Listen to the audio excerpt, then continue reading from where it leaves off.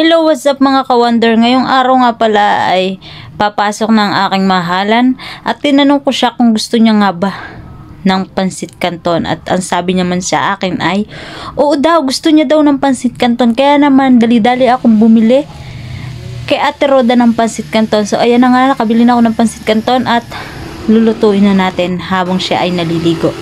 So ayan na nga, nag-init na nga ako ng tubig kasing init ng ulo ko ay este ng kapitbahay ko. So yun na nga mga ka-wonder, ayan, inaantay kong kumulo ang tubig. So ayan, at ilalagay na natin itong pansit canton na request ng aking mahalan. So yan nga mga ka-wonder, kumukulo na nga ang tubig mga ka-wonder at ilalagay na natin ang pansit canton sa pinainit na ulo ng kapitbahay este ng aking pinainit na tubig. So ayan na nga mga ka-wonder, ilalagay na natin ang isa pang pansit canton. May nakita nga pala akong kakaiba dyan mga ka-wonder, na kayong aking inilagay na una yata ay mayroong langgam mga ka-wonder.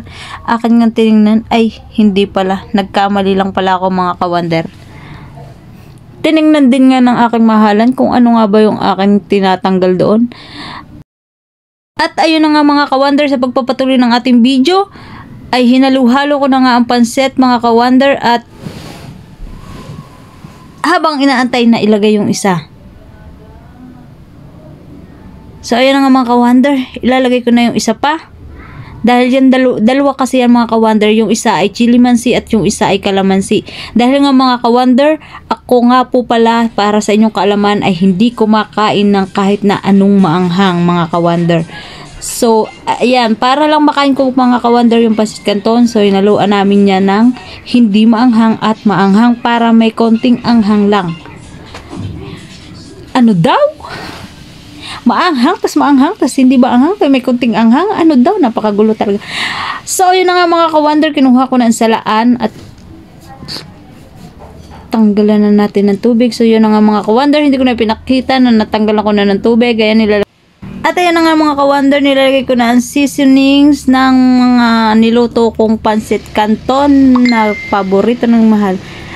Ayun na nga mga ka-wonder, ay bihira kung pakainin ng pansit canton ang aking mahalan, dahil yan nga ay hindi rin mabuti sa kalusugan kung araw-araw mo siyang kakainin mga ka-wonder. Yung paminsan-minsan naman ay hindi na masama mga ka-wonder. Kaya naman ang aking mahalan, nagpapansit canton lang yan pag sinabi kong sige, pwede na.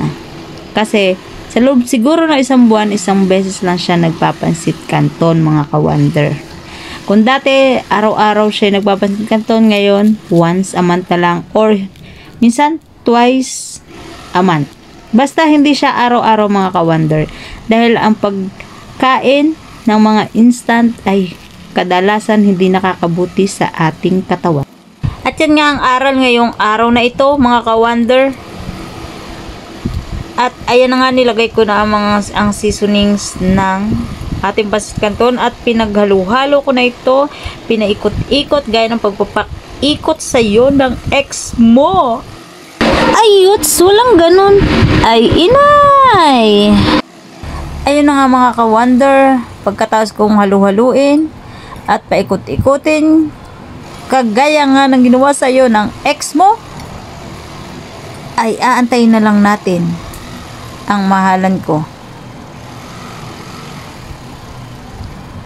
Pagkatapos maligo ni mahal, pagsasaluhan na namin ang aking nilutong pansit canton na request niya. Ayan na nga ang finished product mga ka-wonder. At kakain na kami mga ka-wonder. Tapos na siyang maligo mga ka-wonder. Kaya naman sabay kaming maghahapunan bago siya pumasok. Sabi nga pala sa akin ni mahal dito ay pwede na daw akong mag-asawa dahil sobrang perfect ng luto ko. At sabi ko naman sa kanya, may asawa na ako at ikaw yun. Ay, okay, oh. Salamat sa inyong panonood. Okay, kuhang pagmangkok. Sarap. Perfect.